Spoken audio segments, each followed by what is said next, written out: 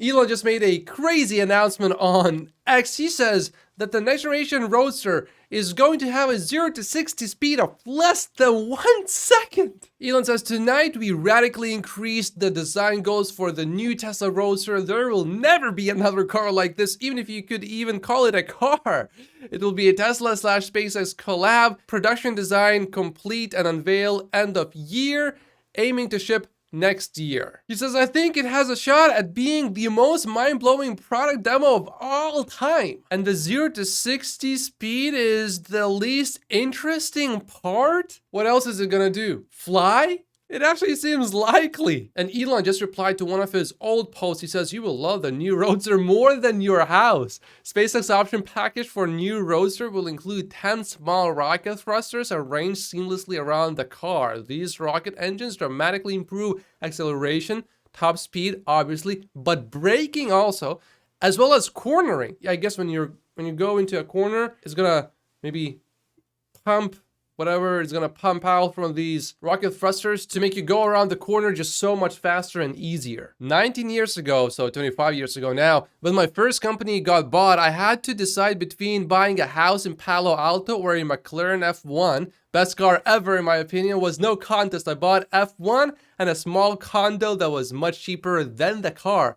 New Tesla Roadster will exceed all gas-powered cars in every way. Is it just me, or is Elon Musk paying a bit more attention to Tesla lately? For example, Elon retweeted multiple posts about Tesla recently. Here's a whole bunch in one day. Yeah, I think Elon is using his X account to promote Tesla more. And just now, he also reposted this one, which is sort of very similar to what he posted already. So it's not exactly duplicate content, but it just says that the Tesla Model Y is the safest car basically out there. I like this.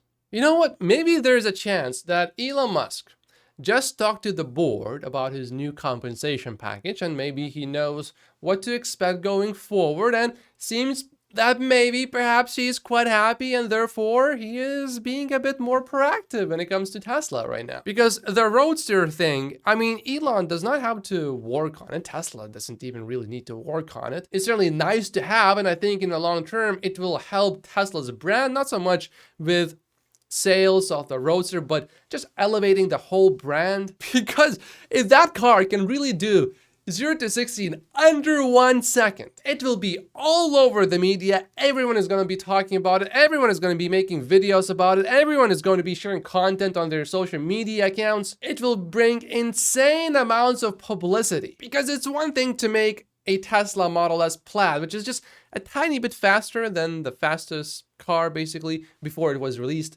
But to make something that's twice as fast as the fastest production vehicle out there, that's just insane. I also think the following happened. There was a Tesla meeting and everyone gathered. Elon was there, and other Tesla people said, Elon, we need to advertise. We need to seriously start advertising Tesla products. And Elon said, how about we just do something that will blow everyone's minds, and we will just get covered by the press and the media and by everyone for free. How about we just do that? Introducing the new SpaceX Roadster. Do you think it will have steer-by-wire? It will probably have steer-by-wire. And I think most likely it will have a 48-volt system as well, which will slightly reduce the weight, which is incredibly important for a sports car. If you have ever been in a Mercedes G-Wagon, you probably noticed this obvious warning: higher rollover risk. Will the Tesla next generation Roadster have a heart attack warning or something?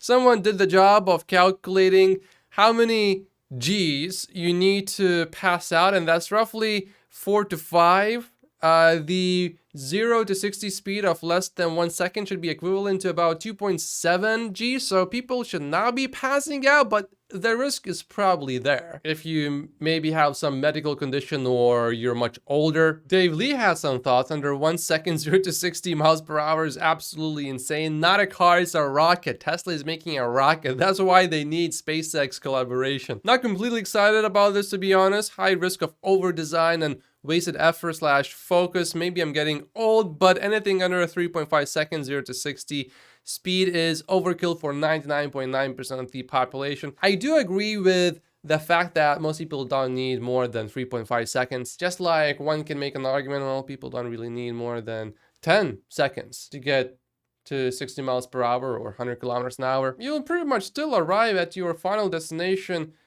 in the same amount of time, whether you get to 60 miles per hour in 3 seconds or 10 seconds. But the wow factor increases substantially above when you go below 3 seconds. Anyway, the market clearly loves the Tesla news today. The markets are down, but Tesla stock is up so far. Yesterday, we found out that Apple canceled their whole car project. They are no longer going to make a car, and 2,000 people worked on that car. So AJ says that quite a few people are going to be looking for a new job. Some capable engineers maybe, although how capable can you be if you've worked on something for 10 years now and you got nothing to show for it? To be fair though, Apple is a huge company and is getting a bit bloated, and building an EV was never really a priority. So even capable engineers under leadership are not really going to do well. I think some are saying that Tesla will benefit from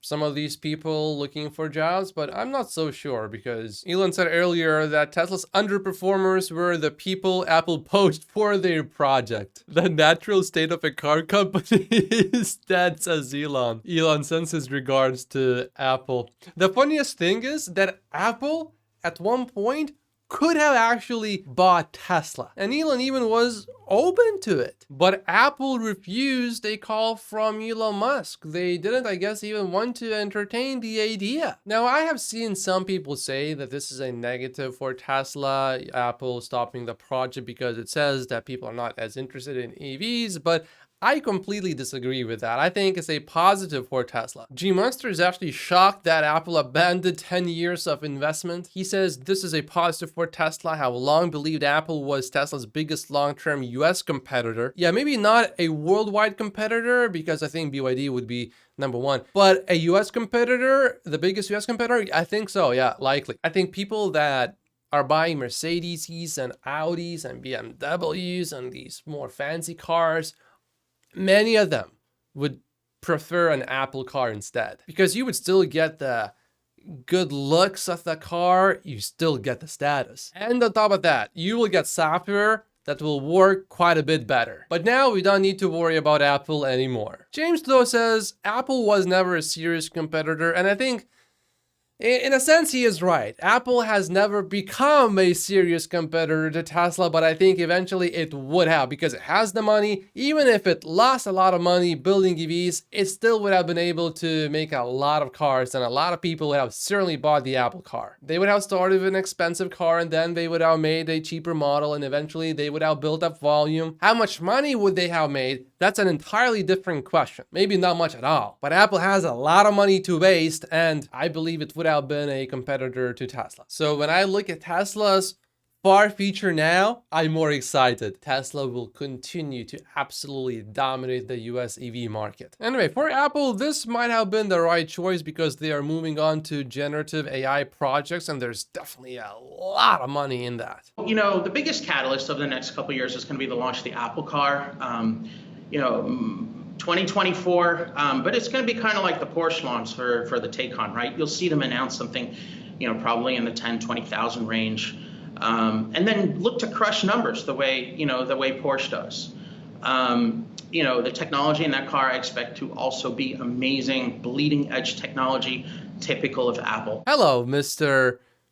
Tesla doesn't have anything that Toyota doesn't already have, and Tesla's stock is going down to $85.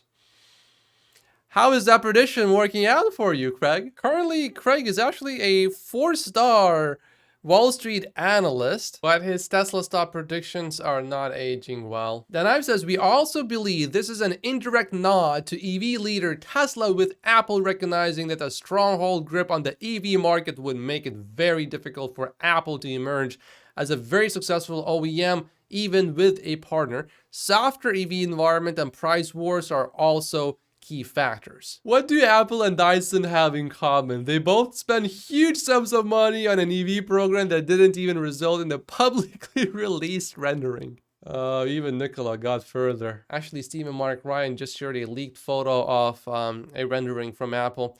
This is its most recent electric vehicle prototype before the project was canceled. As you can see, it is rather unique. Speaking of failed EV businesses, Lucid is about to open a research and development office near Detroit this year in Q4. This summer, there's going to be a Tesla Summer Meetup.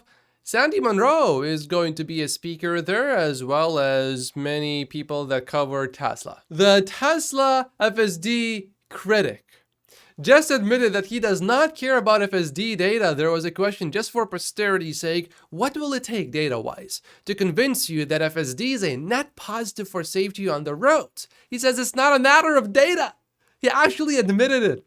FSD is way worse driver than the average human, he says. With FSD engaged, the average driver's competence is reduced to that of a drunk teenager, which is why customers who paid up to $15,000 for FSD switched it off 85% of the time. He says data does not matter. So even if it's safer than human driving, he will still say, yeah, no. By the way, he's using some sort of data. I don't know if it's made up data. I don't know his source. I don't know where the 85% number is coming from, but it's certainly a bit hypocritical to say it's not a matter of data and then he uses some number that I don't know where he got it from. I think in California, people use FSD quite a bit. Outside of California, yeah, people don't use FSD all that much as of right now. But maybe with FSD 12, that's going to change. So there's a company that makes Tesla accessories, and they had an emergency meeting last night to talk about what potential products they can develop for the new Roadster. They had some ideas: wet wipes dispenser and puke bags. But the number one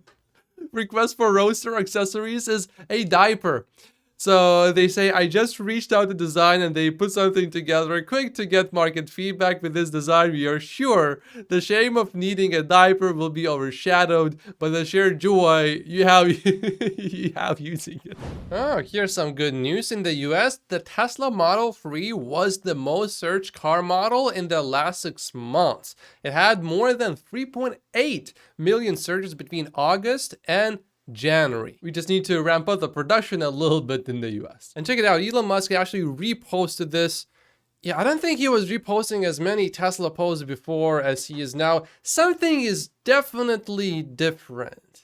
And perhaps that is him having a conversation with the Tesla board about his new compensation package, possibly, or something has changed, I think. I don't know what it is exactly, but something is different. And it's good news, I think. We got another FSD V12 drive. It's about 10 minutes long with 0 disengagements. It arrived at a Costco parking lot and it didn't quite find a parking spot, but it navigated everything without any disengagement. So clearly, yeah, progress has been made with V12. It came to this parking lot and it looked for a parking spot briefly.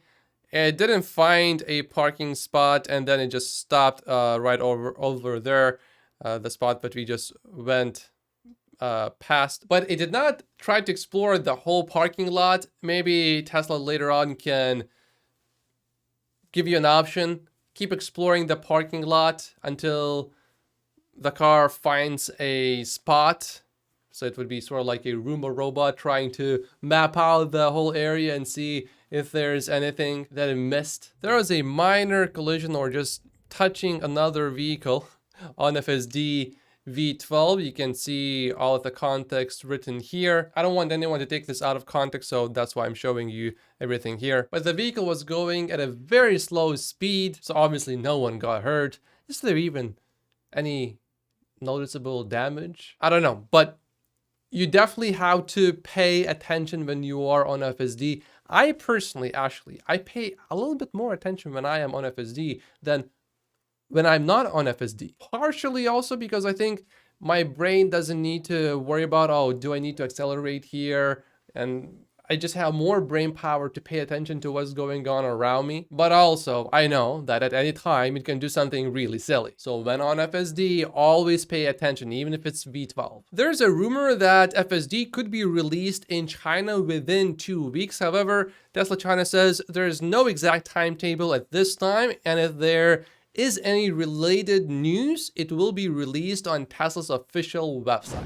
The average new vehicle transaction prices dropped to $44,000 in the US in February. This compares to an average of $48,750 in December. So that's a 10% drop in just 2 months. That's crazy. And before incentives, Model Y starts at $43,000. So if Tesla would not have made these huge price cuts earlier, the Model Y right now would be above the average vehicle price in the US. Tesla moved ahead of everyone else. But the Model Y gets the $7,500 credits in the US. As supply chains are normalizing, so are the prices of the vehicles. But James says the barrier for consideration of Model Y is not price, it is relevancy, and this can most effectively be solved by education. Unless Tesla is satisfied with existing volume and they decide to stop trying to grow by simply maintaining the status quo, something they may do, who knows. No guidance, says James. So there was this interview from BYD, and basically she said that BYD has no plans to build a factory in Mexico and then export these vehicles in Mexico to the US. The market is too confusing for buyers, says BYD. Specifically, she says she believes the US market is a little bit slow right now on electrification, and it's confusing. When asked if politics play a role, she explained everything is complicated. Politics are complicated and it's confusing for buyers. They don't know which to choose. Yeah, no, people know what to choose and what to buy.